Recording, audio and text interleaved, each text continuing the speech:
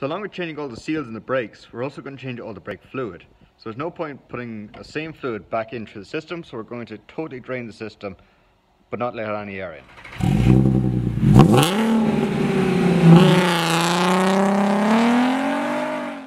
Okay, so how are we going to do that? Well, we'll locate the brake reservoir, which is just down here. We're going to take off that little black clip. If anyone doesn't know how to take off these clips, especially with the Volkswagen Audi family, you push the entire clip in, push down on the little tab, and pull back on the tab as well, and the whole plug should open off. So just like that. Now we're going to wind out this, and you want to have small hands because there's not much room. Okay, I think that's it. Okay, and we can leave that safely away. Next, what we want to do is get a piece of pipe, because I've no way of actually getting in there because the anti-roll bar is in the way. And I have an old syringe, and the idea is you put it in there. Well, I can't really get in there too well. So what I'm going to do is put the pipe in instead, and then use the vacuum on the syringe to make a vacuum on the pipe, obviously, to suck the fluid out. And we're going to totally drain all the dirty fluid out of the reservoir. I'm going to replace with new fluid. So now I have the reservoir full of nice clean fluid. So every so often I will have to go back and just top it up, but we're going to bleed all the brakes, starting from the back farthest one over there, then this one, and keep coming back around. So the idea is that each line is going to just be bled until the fluid runs nice and clean. There was a little bit of dirt in it, so obviously the brake fluid is quite old. So I've had the car for a year. The previous owner advertised the car for a year. That's 2 years, and who knows when he changed the brake fluid last. So brake fluid has to be changed every 2 years, so it definitely needs to be changed. I don't know how old the brake fluid was. So we will have to top it up every so often, but that's okay. So we're going to bleed all the brakes now, probably starting at the far back one and then moving around.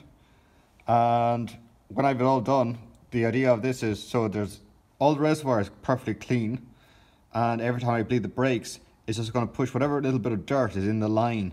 It's just going to bleed it all out, and we're going to be left with brand new brake fluid everywhere, all over the entire brake system.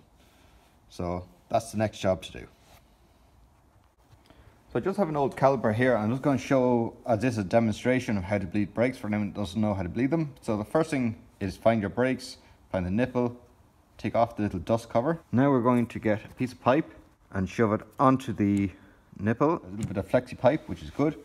So now we have a number 13, or no, this is a number 11. So there will be different sizes depending on the manufacturer and which brakes they're being made by. So what we do here is, so now we make sure that the other end of the line is in a container, and the container might be maybe quarter full.